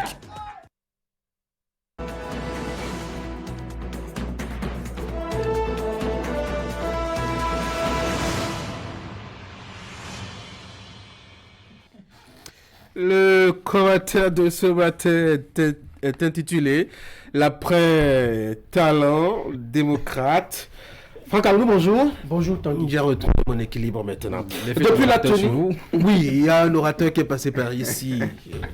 En effet. Depuis la tenue de cette rencontre entre le président Patrice Talon et les démocrates, les réactions s'enchaînent et se multiplient. La dernière en date, celle des Foscori pour un Bénin émergent. Les leaders de ce parti n'ont pas été du tout tendres avec Boni Yayi, leur ancien patron. Eh oui, pas du tout alors. Tanguy Agoyi, Paul Rompé, le secrétaire exécutif national, Alain Adiou, Yaya Aboubakar, le ministre d'État, l'ancien ministre d'État de Boni Yayi, El Farouk Soumano, Salomon Odio, Ruffin, Nansouno, Abdelaziz Brisso Yarou et bien d'autres responsables de la FCBE ne sont pas allés par 4 chemins pour cracher leur vérité à leur ancien président d'honneur Boni Yayi, leur ancien patron. Ce dernier, qu'il vous souvienne, a déclaré lors de la rencontre avec Patrice Talon que la FCBE n'était pas un parti d'opposition au Bénin. Une déclaration qui a fait dresser tout de suite les cheveux sur les têtes des membres du bureau politique national de la FCBE, ce qui a davantage glacé le sang dans les veines de ceux qui se sont trouvés obligés de monter au créneau. C'est le fait pour les démocrates d'avoir adressé quelques jours plus tôt un courrier pour rencontrer la FCBE dans la perspective de renforcer les liens avec les autres forces de l'opposition et dire quelques jours encore plus tard que ce même parti avec lequel on a envie de discuter n'avait plus le statut d'opposition, d'opposant, a été la goutte d'eau de trop. Rompin et les autres membres influents de la FCBE qui plus sont des anciens collaborateurs et pour certains très proches de Boni Yayi sont vraiment indignés par ce qu'a laissé échapper Boni Yayi devant Patrice Talon ce lundi soir au palais de la présidence de la République. Pendant que certains d'entre eux y voient de l'irresponsabilité politique, d'autres y ont vu net de la manipulation et d'autres encore sont venus à la conclusion que c'en était trop, car la FCBE aurait été toujours victime d'affabulation depuis que la lune de fiel s'est installée entre certains leaders des démocrates et ceux de la FCBE. Mieux, ils disent ne pas comprendre les réelles intentions des démocrates et en particulier son président Thomas Boniyayi, ces anciens leaders donc, qui n'ont pas daigné honorer à la demande d'audience dans laquelle ils avaient souhaité que les responsables de la FCBE fixent les jours et heures de convenance pour cette audience. Bref, la FCBE et ses responsables ont trouvé que Boniyayi et compagnie ont raté une occasion en or pour porter davantage les aspirations du peuple. Finalement, les démocrates n'auraient rien obtenu de concret, ont démontré les conférenciers. Et à l'arrivée, le parti de Paul Ronquet met en garde les leaders des démocrates quant aux attaques faites contre leur logo ainsi que les autres attributs, brandissant même la menace de saisir les juridictions compétentes pour se faire entendre. En tout cas, ce mercredi après-midi était suffisamment chaud au siège du parti FCBE qui n'entend plus se laisser marcher sur les pieds et qui affirme être le seul et vrai parti d'opposition invitant ceux qu'ils appellent leurs amis d'en face à éviter le sensationnel et à travailler dans l'intérêt supérieur de la nation. On comprend que dans cette affaire de la rencontre entre ces deux partis, chacun choisit le morceau qui l'intéresse et réagit à ce propos. Mais au-delà des politiques, alors comment, à votre avis, la population doit-elle prendre ce feuilleton qui n'a certainement pas livré son dernier épisode? C'est effectivement un feuilleton, Tanguy, qui nous réserve certainement des rebondissements les jours à venir. Mais pour ce qui est du peuple béninois, j'estime qu'il doit prendre du recul, savoir raison garder et surtout comprendre que c'est de bonne guerre entre les politiques. Cela laisse indifférent nombre de citoyens qui préfèrent courir pour leur pitance quotidienne, mais dans le même temps, beaucoup de compatriotes, en tout cas en font leur chou gras, des préoccupations personnelles. Du coup, s'installe une sorte de clivage. Si nous n'y pensons, nous ne prenons pas garde, cela risque de diviser davantage le peuple béninois. Dans cette catégorie de citoyens, on prend très vite position et on se range derrière l'un ou l'autre des leaders, à savoir Patrice Talon ou Boniyayi. C'est là que ça devient inquiétant. Les personnes les plus averties vous diront que c'est le duel Talon-Yayi qui se poursuit, sauf que dans le contexte actuel, les rôles et les positions ont clairement changé. D'aucuns arguent qu'il s'agit d'un nouveau round entre les deux hommes, amis de longue date mais adversaires politiques, un round gagné par Talon. Mais après tout ceci, il est important, voire impérieux, de cultiver le vivre ensemble, la tolérance et surtout fédérer les énergies pour apporter des solutions aux problèmes des Béninois. Et Dieu seul sait combien de défis nous pouvons relever si nous unissons nos forces, si les politiciens parlent d'une même voix ou s'ils s'entendent sur un minimum autour de certains sujets, défis sécuritaires, défis climatiques, défis dans le domaine de l'éducation, de la santé, défis agricoles. Il serait intéressant que ce genre de rencontre tenue lundi dernier se réédite, mais cette fois-ci pour des apports de solutions concrètes aux problèmes des Béninois. Cela fait également partie des récriminations de la FCBE aux démocrates qui ne feraient pas de propositions concrètes selon Ronquet et consorts. Ils sont plutôt dans la critique aveugle à en croire la FCBE qui a passé une petite douche écossaise à son ancien président d'honneur. La politique, quand ça tient les Béninois. Merci beaucoup. Que ça se fait aussi avec certains acteurs, en effet. Merci beaucoup à vous, Franck Aounou, pour ce commentaire. Les autres acteurs, William, Eric, bonjour à vous. Bonjour Tanguy. Bonjour Tanguy. Les FCBE ne sont pas contents. On est allé dire à la présidence qu'ils ne sont pas de l'opposition, Eric, et ils ont tout de suite vu rouge. Absolument. Je pense que c'est tout à fait normal. Quand on a entendu les propos du président du parti Les Démocrates, on ne peut comprendre cette réaction qui, pour moi, reste légitime en termes de défense. Et bien entendu, de ce que ces propos, on ne peut pas les tolérer. Je ne pense pas que le président Les Démocrates soit la personne la mieux placée pour pouvoir identifier sur une liste qui est de l'opposition ou qui ne l'est pas. Et il lui suffit d'envoyer ses collaborateurs au ministère de l'Intérieur pour savoir si tel parti est vraiment de l'opposition ou pas. Après, je pense aussi que le président du parti Les Démocrates a manqué quand même un peu de sagesse dans la mesure où ces propos ne sont pas du tout de nature à renforcer la paix, la cohésion sociale, un climat de paix qu'il nous a quand même habitués à sensibiliser les uns et les autres, à véritablement rester dans ce schéma. Et donc, je pense que la FCBE a saisi certainement l'occasion d'une erreur de la part du président des démocrates pour justement se faire entendre sur ce que les autres considèrent comme, je dirais, des propos diffamatoires à l'encontre de leur parti politique. Et surtout une forme d'incohérence, parce que rappelons-le, il y a quelques jours en arrière, le même parti, les démocrates, a adressé un courrier, n'est-ce pas, au parti FCBE dans la perspective de se mettre ensemble, n'est-ce pas, pour relever les défis. Je me disais, quand on envoyait ce courrier, quel était le statut qu'on voyait, n'est-ce pas, au parti FCBE, certainement en tant que parti d'opposition. Autrement, on aurait pu envoyer ce courrier au Bloc républicain, on aurait pu envoyer ce courrier à l'UP. Justement, donc, cette incohérence, moi je pense que ça n'est pas bien, ça n'est pas vraiment bien, et il nous faut, on peut faire le combat politique chacun dans son coin. William? Grosse erreur de prise de parole en situation officielle pour Boni Yayi sur ce coup.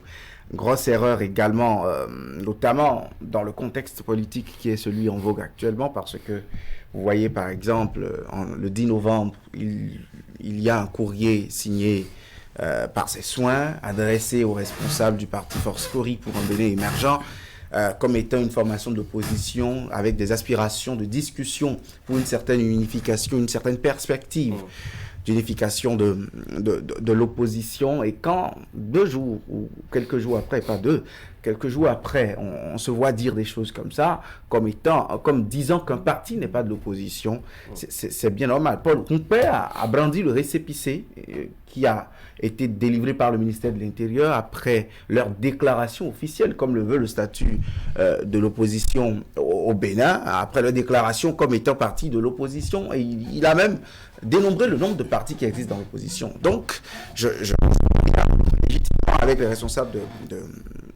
de FCBE qu'il ne revient pas à un acteur, qu'il soit majeur ou non, de l'opposition, d'identifier les autres partis qui sont dans l'opposition.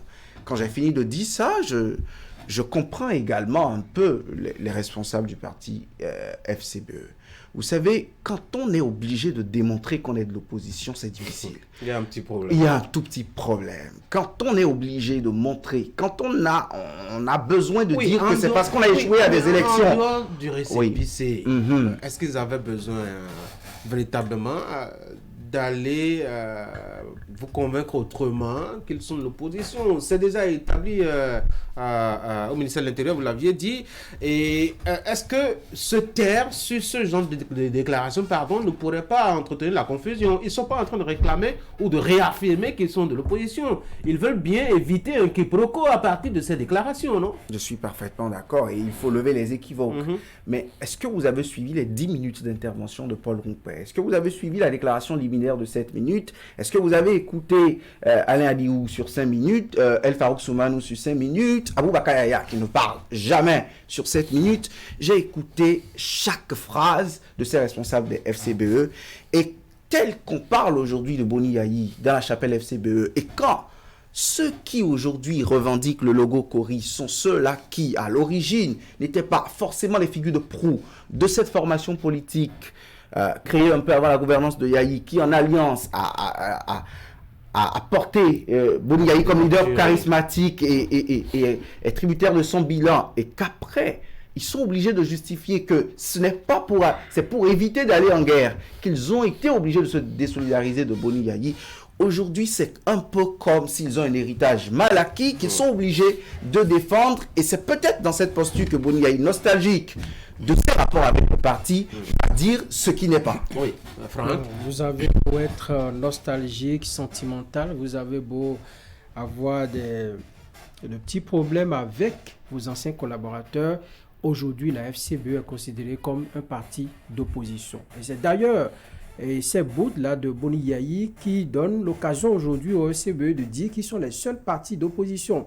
Parce que justement, au fort moment véritablement d'opposition au Bénin et autres, on peut leur reprocher la manière de faire de l'opposition, mais c'était le seul parti.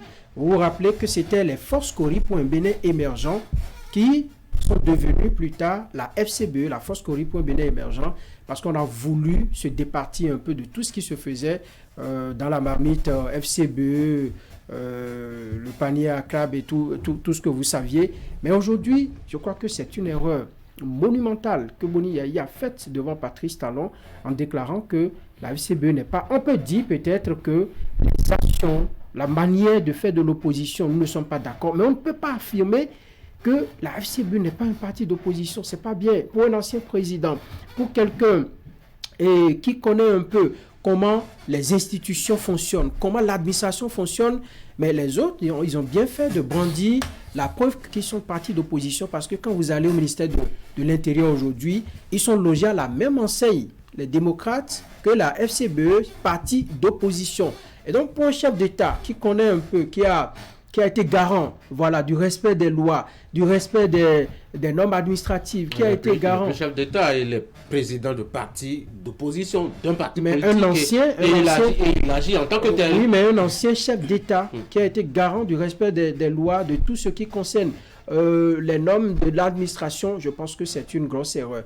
Et Boni Yayi, en le disant, c'est peut-être pour tirer un peu le drap de son côté, mais le drap n'est pas venu de son côté, parce que beaucoup, les grands analystes vous diront que, en tout cas, que ça n'est pas bien une déclaration de... On peut être opposant sur le papier et ne pas vraiment montrer qu'on est opposant sur le terrain, non, William? Et c'est justement le débat qui est fait actuellement. Dans l'opinion, vous ne convainquez pas 10 Béninois sur 100 que FCBE est une formation politique de l'opposition.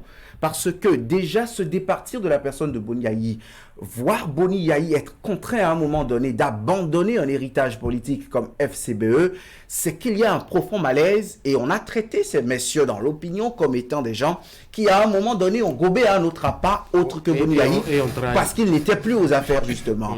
Quand Patrice Talon n'avait pas de grande figure de proue de la politique béninoise face à lui, bien qu'ayant acté une réforme du système partisan, et que les principaux candidats qu'il avait affrontés à sa réélection, à l'élection de sa réélection en 2021 étaient Paul Rouquet et Ironie Agossa Corentin Kokwe et Paul Rouquet à Hassan Soumanou Djemba, qui n'étaient pas forcément, ne venaient pas des acteurs les plus critiques de l'opposition de l'époque qui, eux, n'avaient pas pu avoir de candidat. On a estimé que ce sont des gens qui ont joué à un jeu électoral avec Patrice Talon. Ça, c'est dans l'opinion. Ça, c'est ce qui se dit tous les jours. Entre acteurs politiques, ils savent peut-être les coups qu'ils se sont rendus les uns aux autres pour que les choses en soient là. Parce que même, ne l'oublions pas, cette FCBE qui s'est départie de Boni Yayi à un moment donné, c'est encore au nom des intérêts personnels, au nom de la versatilité politique, c'est encore fondu en son sein avec la création de LNA, de l'El Yarou. Quand c'est, Franck a souvent l'expression de panier à crabe, quand c'est d'éternel panier à crabe pour des intérêts circonstanciels, momentanés, quand la pluie finit, ceux qui entre-temps ont uriné dans leur dessous commencent par subir les odeurs.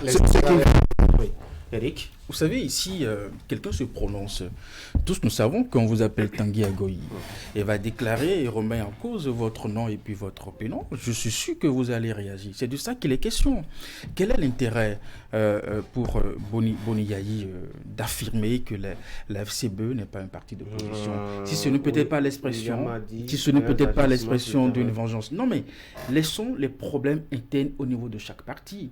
Si nous allons rentrer dans la façon dont de faire l'opposition au niveau des FCBE, nous pouvons aussi critiquer la façon également de faire l'opposition au niveau des démocrates, qui peut-être n'est pas l'idéal, voyez-vous. Et donc, ça, c'est des problèmes internes au niveau de chaque formation politique. Vous allez au niveau du bloc républicain, vous avez des gens qui sont du bloc républicain, mais quand vous les entendez, ils ont tellement de récriminations, tellement de trucs à reprocher, un peu partout.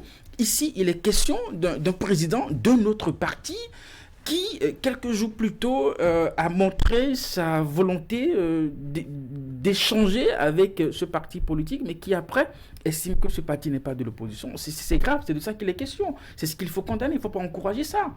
Il ne faut pas encourager ça. Moi, je pense qu'il n'y a pas une différence entre avoir un récépissé où c'est marqué parti de l'opposition et poser des actes qui reflètent qu'on est vraiment de l'opposition. Oui, mais cela ne fait pas de vous, cela ne donne pas le droit aux autres de dire que vous n'êtes pas des opposants. Vous ne portez pas ce nom. C'est pas parce que vous avez une voix fine que vous n'êtes pas un bon journaliste. Ce n'est pas parce que vous ne savez pas. Il y a des règles dans le journalisme. Si vous déclarez journaliste et que vous n'en respectez aucune des règles, et que vous continuez à prendre la voix fine, on ne parle pas de voix fine, là on parle d'agissement, on parle d'actes. J'ai pris un exemple. La manière de faire l'opposition de la FCBE, ce n'est pas à Boni Yayi de le leur dicter. Nous avons choisi de faire notre opposition. Nous ne sommes pas obligés de venir. Non, je parle de la FCBE. Si nous avons choisi de faire notre opposition pour ne pas voir le noir partout, pour ne pas voir le mal partout, c'est notre façon à nous. Mais si vous avez choisi de crier chaque fois, d'insulter ou je dis n'importe quoi, de critiquer sévèrement les actions de parti, cela ne vous donne pas le droit de dire que vous n'êtes pas, vous ne reconnaissez pas le statut. Ce n'est pas le rôle de Boni Yayi. Et d'ailleurs, sa déclaration, il ouvre la voie au FCBE de pouvoir lui rappeler certaines choses, de pouvoir dire certaines vérités. Et moi, je pense que c'est deux choses vraiment différentes, la façon de faire l'opposition et avoir le statut de l'opposition. Non, c'est pas Boni Yayi qui a été député lorsqu'on a voté la loi sur le statut de l'opposition. Donc, c'est des règles de la nation, ce sont des lois de la nation, il faut les respecter et éviter des déclarations de nature. Et tout ce qui le confond aujourd'hui et l'enlise davantage, c'est ce courrier qu'il a fait signer par Eugène Azatassou. Et je vous l'ai dit, ne soyez pas surpris qu'un matin, Boni Yayi nous dise, mais ce courrier-là, ce n'est pas parti parce que j'ai donné l'ordre qu'on signe le courrier. Cette déclaration peut en arriver là un jour. Qu'on dise, bon, moi, je n'ai pas demandé qu'on envoie un courrier à la FCBE pour une quelconque rencontre. Parce que quand la FCBE a répondu au courrier de façon en procédure d'urgence, parce qu'il paraît que c'est juste le lendemain qu'ils ont réagi. 72 heures après, ils ont tenu une séance pour dire attention, c'est une perche qui nous a été tendue, il faut la saisir. Et les démocrates n'y sont pas allés parce qu'ils estiment qu'ils n'étaient pas encore prêts pour venir, qu'ils n'étaient pas disponibles. Et ça, c'est une partie qui, pour moi, ne se respecte pas. Parce que les règles administratives voudraient que personne ne vous a forcé à adresser un courrier à X ou à Y. Au moins, honorez votre engagement. Au moins sur la base de ce que vous avez exprimé un besoin. Et mieux que ça, vous savez, quand on a fini de faire le congrès des démocrates à Parakou et qu'il y a Boni après la tête de ce parti, moi je vous l'avais dit, Yayi Boni devient en même temps un problème pour ce parti à l'interne. Je suis sûr et certain qu'au niveau de cette formation politique, ils sont nombreux à ne pas digérer ces prises de position. Et malheureusement, qu'est-ce qu'ils peuvent faire? Ils peuvent absolument rien, ils vont subir. Qu'est-ce qu'ils font alors? Ils n'ont pas le choix. Non, je parle de Boni Yayi. Il se tait désormais. Il se tait. Il se retire. Même si vous voulez placer des mots, il faut savoir le faire. Alors, on va faire une observation. J'ai envie de dire un mot à propos de la légitimité et de la légalité dans le contexte présent. Vous voyez, par exemple, Paul Rompé hier disait encore que Patrice Talon et Boni Yayi jusqu'aujourd'hui n'est pas chef de file de l'opposition parce qu'aucun décret ne l'a nommé. Mais regardez dans les actes, lui, Paul Rompé n'a jamais été reçu, bien qu'étant nommé. Boni Yayi n'est pas encore nommé, mais a été reçu. Rounete n'a pas été nommé chef de file d'opposition avec un décret rendu public, mais a été reçu. Cela voudra dire quoi? Dans les actes, parfois de la réelle politique, il y a que certaines choses sont plus perceptibles que d'autres. Même la façon de faire de l'opposition des démocrates, pour moi, n'est pas de l'école d'une grande démocratie. On ne propose rien. On est dans l'actualité, sur les débats des insuffisances, des sujets. On n'est pas dans la perspective, on n'est pas dans l'alternative, on n'est pas dans l'alternance avec une proposition de projet de société et de programme de gouvernance. Pour moi, ça aussi, par exemple, c'est à reprocher. Mais il se fait que dans la réalité, on les voit, principales forces de l'opposition, on les voit parce qu'ils sont au Parlement, ils ont un groupe parlementaire, on les voit dans leur façon de faire de la politique. C'est à cela que moi, je demande, par exemple, que très loin de la façon dont chacun fait de l'opposition ou pas, il y a que notre conscience personnelle, notre positionnement personnel doit pouvoir nous situer. Bref, CBE reproche par exemple à Boni Yayi d'admirer, par exemple, le palais de Patrice Talon Talon, est-ce que c'est une formation politique de l'opposition, que c'est une avidité, par exemple, à des nominations? Quand on répond à son ancien président, quand on répond à son ancien leader charismatique de cette façon, juste parce que des déclarations... Tous sont des chefs de parti maintenant. Justement, parce qu'ils ne disent plus le président Boniyahi, ils disent par exemple Monsieur Boniyahi. Ils ont dit le nom de la déclaration. Si au nom de la politique, des positionnements circonstanciels, c'est ce que nous reflétons, c'est ce que nous apprenons à la relève politique, nous ne construisons pas encore une grande démocratie. Allez, j'ai l'impression qu'il ne fallait pas aller à ce rendez-vous-là, en tout cas côté démocrate, parce que tous ceux qui ont pris la parole, c'est vrai que je n'ai pas pris le temps de lui poser la question, hein. Le troisième et le quatrième qui étaient présents là-bas, je ne les ai pas entendus se prononcer, mais les deux qu'on a vu se prononcer ont reçu soit une douche à l'interne ou bien une douche à l'externe. Je vais prononcer par Boniyahi, pas Boniyahi, Eric Rondete qui quand même a eu sa part de dose, et puis maintenant Boniyahi qui en reçoit du signé du dehors. Quand on est démocrate, il ne fallait pas aller à ce rendez-vous, Franck. Non, fallait aller.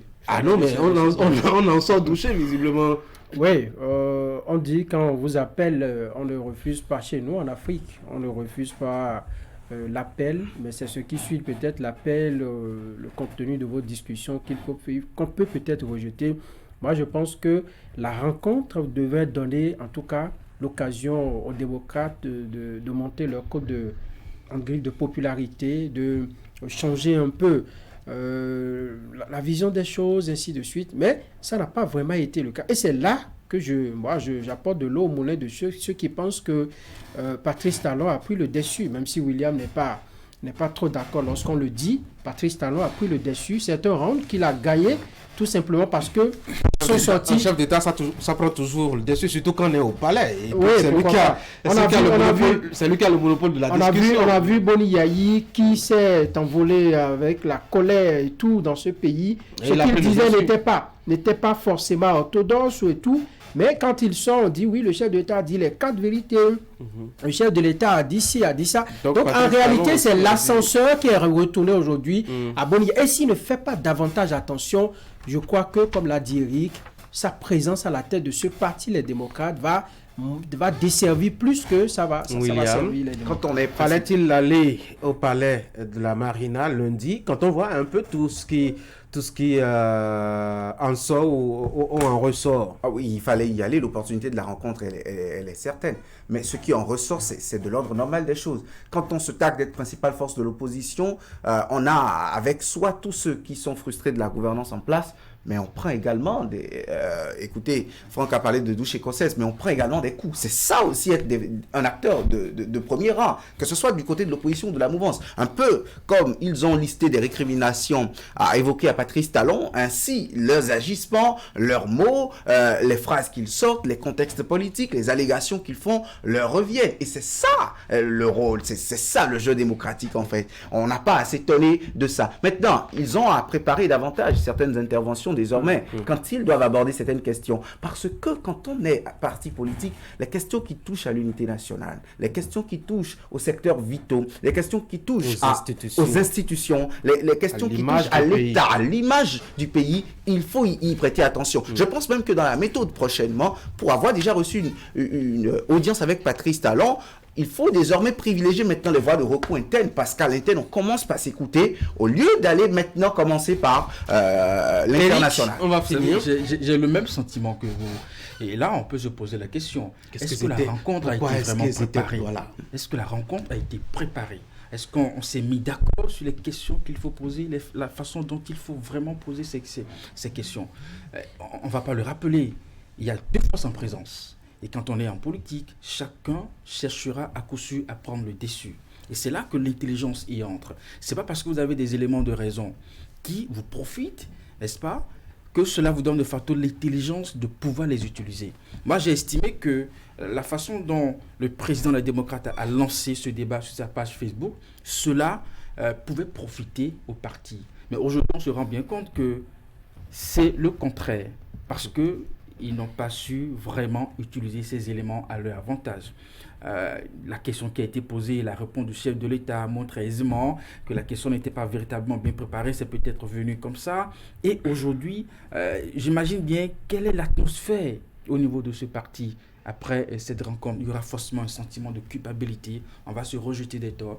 Toi, tu as trop vite parlé. Ben, écoute, on ne t'a pas demandé de poser cette question. Oui, le chef de l'État qui dit « je n'ai pas entendu » aussi. C'est sûr, un ton de blague. Oui. Donc, moi, je pense que quand on a affaire en face à quelqu'un qu'on connaît déjà, minutieux, observateur, qui essaye de régler tout au millimètre, on doit pouvoir de l'autre côté aussi se préparer au même niveau. Allez les gars, ça fait 8h43. Je imaginé 30 secondes. Okay. Alors moi je constate aujourd'hui que les démocrates sont trop, disons, imbus de cette... de ce que les populations les adulent parce que ils font partie des voix discordantes qui critiquent de temps à autre le pouvoir, qui ont des critiques que portent les populations. Ils se prévalent un peu trop beaucoup de cette cote de popularité, ce qui fait que pour certains agissements, ils se préparent pas très bien.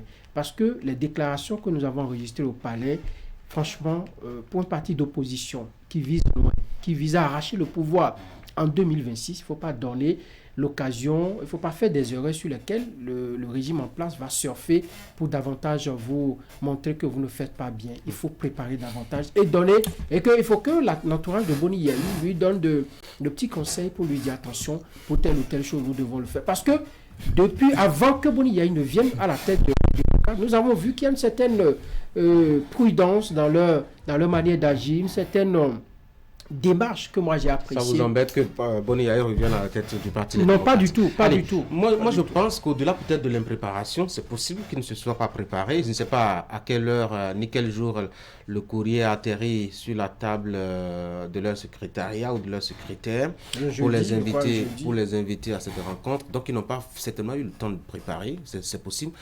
Mais j'ai l'impression aussi qu'ils ont perdu un instant l'idée de là où ils se trouvaient.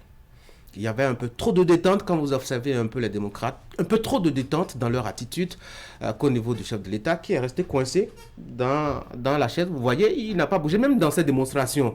On ne sent pas trop Patrice Talon qui quand même est beaucoup gestuel quand il parle.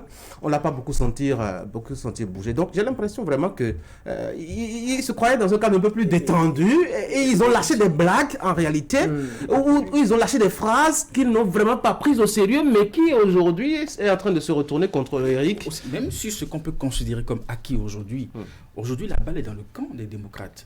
Il leur faut trouver des experts, n'est-ce pas? Il leur faut établir un agenda pour aller auditer, puisque le chef d'État était favorable, comment ça va se faire. Et puis moi j'ai entendu un politicien à qui on a posé la question de savoir quel est son avis. Lui il estime que l'audit c'est pas le plus important, parce que vous pouvez auditer le fichier aujourd'hui. Et demain on en fait ce qu'on veut. Donc c'est pas le problème. Allez, nous trouvons que cette demande n'est même pas intelligente. Merci beaucoup, chers messieurs. Allez, cette aventure va s'achever ici. Pour le compte de cette semaine, merci beaucoup d'avoir été là. Rendez-vous lundi. Franck, William, Eric. Oui, tout le monde descend. Je descends avec vous en même temps. Je vais supplier William de m'aider, William le réalisateur, parce qu'on en a une bonne pléthore à Canal 3 Bénin. On va demander à William le réalisateur de bien vouloir faire suivre je dois dire la revue de presse du générique de fin. Mais avant cela, moi je vais vous dire merci beaucoup d'avoir été des nôtres. Ça fait un plaisir pour cette semaine. On va se revoir à partir de lundi à 7h précisément.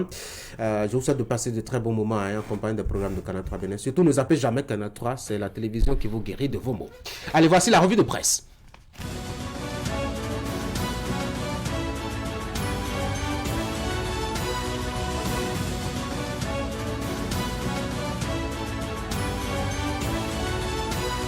Mesdames et messieurs, bonjour.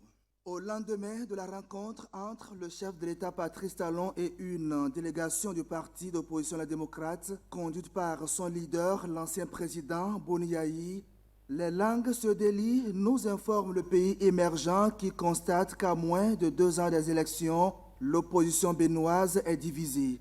Selon le journal, on note une passe d'âme entre les partis qui se réclament de l'opposition. Ce mercredi, au siège de leur parti, Paul Humpé et les membres du bureau de la Force Cori pour un Bénin émergent ont décrypté la rencontre qui s'est déroulée au Palais de la Marina lundi dernier.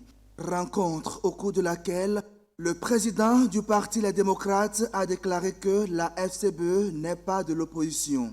Des propos que les responsables du parti Cori ont du mal à digérer et ont dénoncé à la faveur d'une conférence de presse à en croire le journal. À l'instar du parti FCBE, ajoute le pays émergent, le mouvement populaire de libération est également monté au créneau pour condamner les propos de Boni Yayi qui ne lui reconnaît pas son statut de parti d'opposition.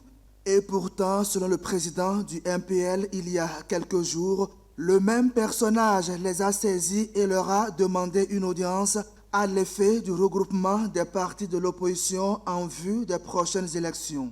Le pays émergent conclut alors que l'absence de leadership, le manque d'humilité et l'absence du sens de l'intérêt général sont les mots qui rongent les formations politiques se réclamant de l'opposition. L'étude du projet de loi de finances gestion 2024 se poursuit à l'Assemblée nationale. La Nation nous renseigne ce matin que le ministère du Cadre de vie et des Transports chargé du développement durable bénéficie du plus lourd projet de budget sectoriel.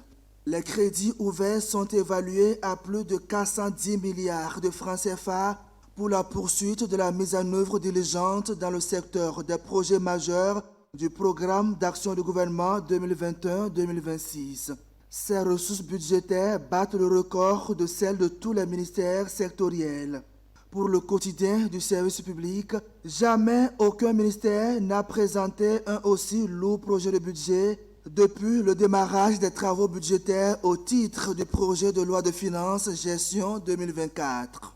José Didier Tonato, à l'instar de ses collègues, a présenté les grandes lignes des prévisions budgétaires de son ministère pour l'année prochaine. Fraternité renchérit et précise que l'une des explications apportées par le ministre José Didier Tonato à la commission budgétaire de l'Assemblée nationale porte sur la gestion axée sur les résultats.